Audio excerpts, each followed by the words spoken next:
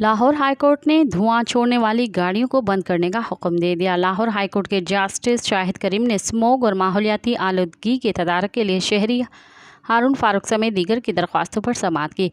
दौरान समाअत अदालत ने कहा कि सर्विस रोड्स पर टायर कलर लगाएं, धुआं छोड़ने वाली गाड़ियों के खिलाफ सख्त एक्शन लें, धुआं छोड़ने वाली गाड़ियों को बंद करें, जब तक वो ठीक ना हो सड़क पर ना आने दें।